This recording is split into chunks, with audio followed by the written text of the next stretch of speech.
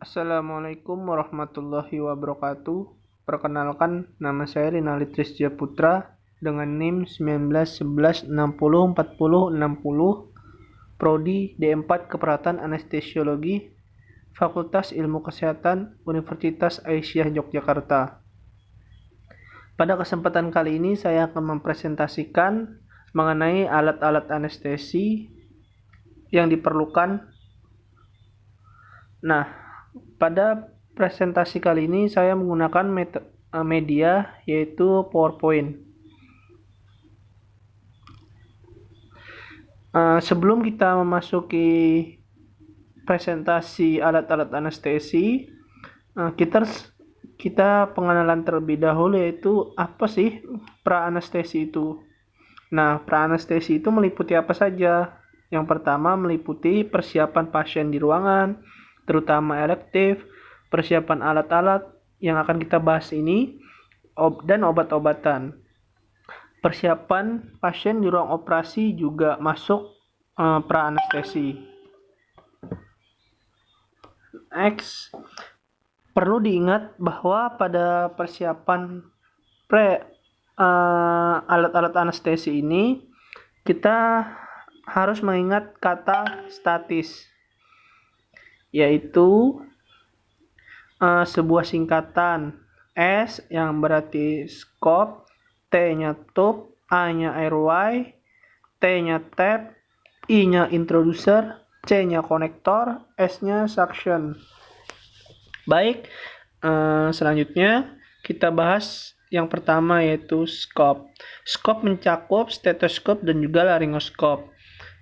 Apa itu stetoskop? Stetoskop adalah sebuah alat medis akustik untuk memeriksa suara dalam tubuh. Dia banyak digunakan untuk mendengar suara jantung dan juga pernapasan. Bisa dilihat pada contoh gambar di sampingnya. Lalu yang kedua, laryngoskop. Laryngoskop adalah alat yang digunakan untuk melihat laring secara langsung supaya kita dapat memasukkan pipa trakea dengan baik dan benar. Secara garis besar dikenal dua macam laryngoskop, terdiri dari blade, bilah, dan handle gagangnya tersebut.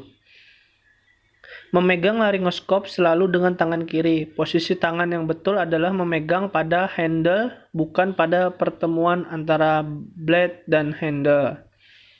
Lalu selanjutnya setelah S ada T, yaitu tube, mencakup pipa endotrakeal dan juga LMA. Pipa endotrakeal terbuat dari material silikon. Pada tabung didapatkan ukuran dengan jarak setiap 1 cm untuk memastikan kedalaman pipa.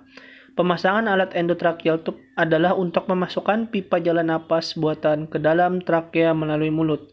Fungsinya apa? Fungsinya untuk membebaskan jalan napas dan pemberian pernapasan mekanis dengan ventilator. Bisa dilihat pada contoh gambar di PowerPoint. Dan yang selanjutnya ada LMA, yaitu laryngeal mask airway. Adalah sebuah alat untuk mempertahankan jalan napas paten tanpa intubasi trakea, yang terdiri dari tabung terhubung ke cuff oval yang berfungsi untuk mengunci laring. LMA merupakan alat jalan nafas yang baik pada banyak keadaan, termasuk di kamar operasi. Alat tersebut dibuat agar dapat ditempati pada hipofaring pasien dan melindungi struktur supraglotik. Dengan demikian memungkinkan isolasi relatif dari trakea. Nah, dari LMA ini ada macam-macam, yaitu seperti LMA klasik, LMA fast trace, LMA Procel, dan fleksibel LMA.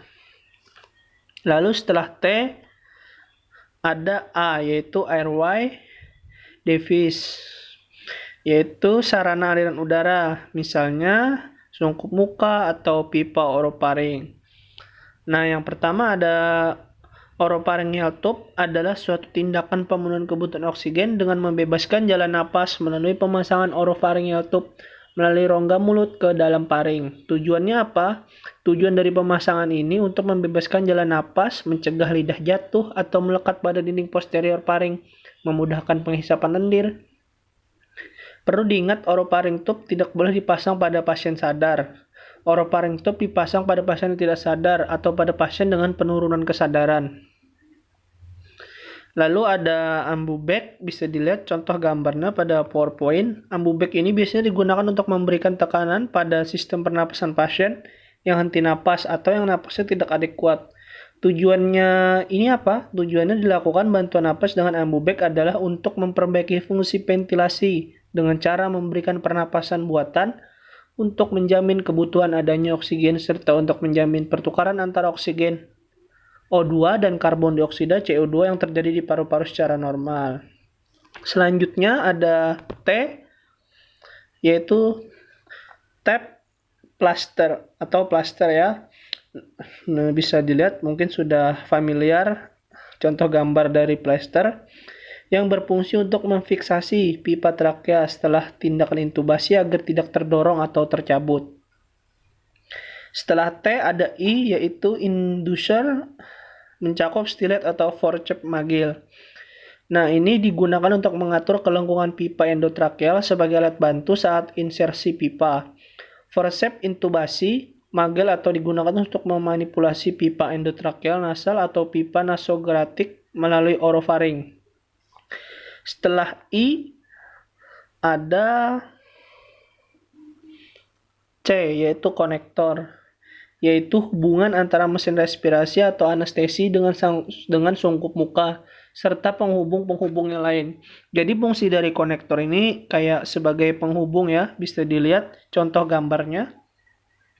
Dan yang terakhir ada suction. Suction atau penghisapan merupakan tindakan untuk mempertahankan jalan napas sehingga memungkinkan terjadinya proses pertukaran gas yang adekuat dengan cara mengeluarkan sekret pada klien atau pasien yang tidak mampu mengeluarkan sekretnya sendiri. Baik, terima kasih atas perhatiannya. Jadi, sekali lagi yang perlu diingat adalah kata dari statis tadi, yaitu sebuah singkatan. Salah hilap mohon maaf. Wabillahi taufiq wal hidayah. Wassalamualaikum warahmatullahi wabarakatuh.